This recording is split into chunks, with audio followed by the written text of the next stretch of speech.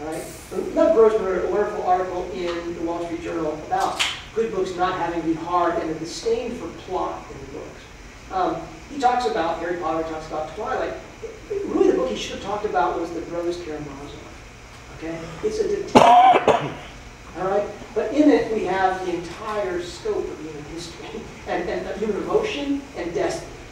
It's life and death, war and peace, everything rolled into basically who killed old man Karamazov. Plot is a good thing. And I think if Rowling has demonstrated that a book can be an instant classic, it's because, yeah, it can be really popular because it has a plot which engages us, allows us to suspend disbelief, in which we can have this transcendent experience.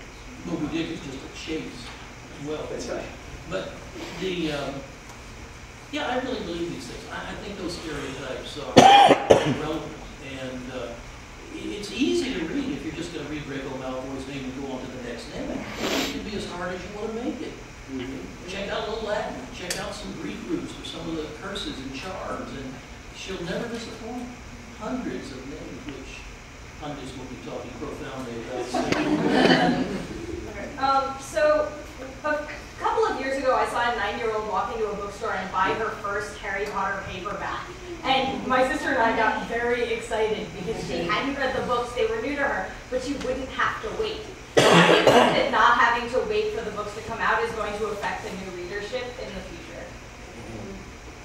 Well, it'll be disappointing that no other group of readers will experience that suspense and have all the debates and discussions.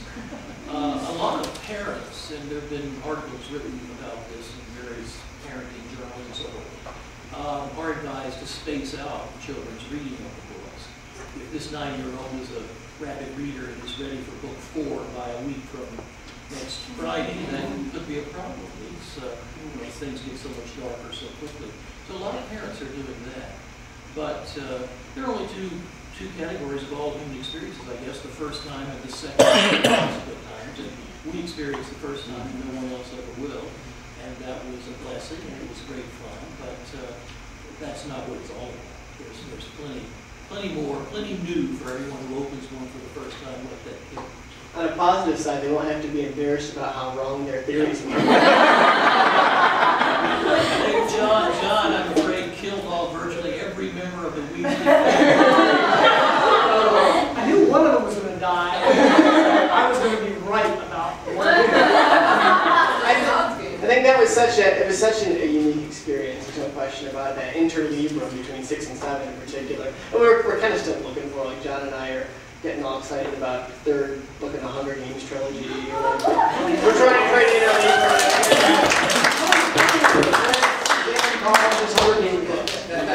If you haven't read the Hunger Games books, you really need to. Harry Potter fans especially, it's a significant thing. But as Travis said, I'm talking about it at great depth at HogwartsProfessor.com. I haven't been so excited about a book series since Harry Potter, and there's that same kind of suspense and excitement about it. You can read the books and discuss them, and we have to understand their artistry in order to guess what the ending is. And that's a great thrill. As James said, though, new readers won't have that experience. They won't be able, I guess they can still get our books and pretend that they're going to Well, they have to get the old version of Unlocking. It's still available. To my embarrassment. Seriously, it's obviously been a seminal part of my life. That whole interlibrum experience where we waited between books, especially the big gap, between 4 and 5. Where really fandom came together, and broke apart at the same time, where it seemed to grow exponentially by the month. And I made a lot of good friends then that are my friends today, and we talk about all sorts of other things as well. But part of me feels bad that that's over. But if it wouldn't have that hours. Anyway, that's an experience that there are new books, as James said. I've really read the Hunger Games. That's a wonderful set. But seriously, what I'm hoping for is that Miss Rowling is not pulling our leg, and that she is working on a new book and a new series. Yeah, maybe we will have another series. Another 17-year investment. Movies, you have another one of those in it. I think that's it. I was just thinking about something that you said about the gap in between 6 and 7 and how that'll change when people can put down 6 and open up 7 directly. As you know, I'm a big Snake fan. And I remember finishing 6 and closing and said, oh my God, Snake is really evil. And without that gap, it was a quick read. It was a quick read. I had a shirt made, I misread this on the Bible. A week after I read book 6, went and had a shirt made that said Dumbledore made him do it. I still have a shirt. But, so, the question is... You're not my friend anymore. Alright, I guess we're not teaching together. So, what happened though, when I put down 6, my meteor actually was Snake is real evil, and then I went back and I reread 6 again and said, oh wait, that line when he says, don't, then the whole space was contorted and human, like the dog in the burning building, call me coward. I was like, oh wait, he's good. So without that gap, without that reread, there might not be as much debate about Snape's character. Well, that's, Yeah, something's lost and something's gained. You will gain the richness of the foreshadowing. Yeah, well, I can The see fact that the we reread the series, how many of you had reread the entire series, twice at least before the 7th book came out? I mean, it was a 2-year gap, and all of us here had reread the books again and again, and so in 7, if you read Deathly Hallows' lecture, and I hope you all will, then you'll see in the appendix, I list all the parallels, just a very quick surface connection between Philosopher's Stone and Deathly Hallows' lecture. So there's, I think it's 36 different connections between Philosopher's Stone and Deathly Hallows.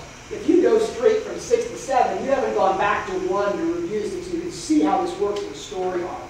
The Goblet of Fire being the transition point, and the parallel with other books with it. You're not going to get the story key out of it. That's an amazing difference in our appreciation of the story.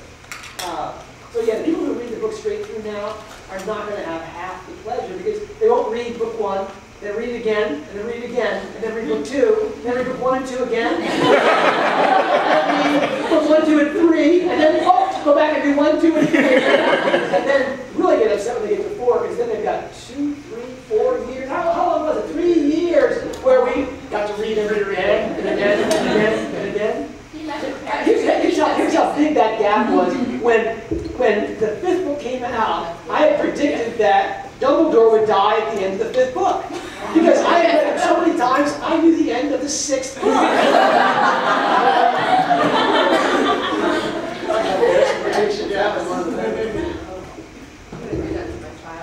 You're making them do that? You're making them read it again?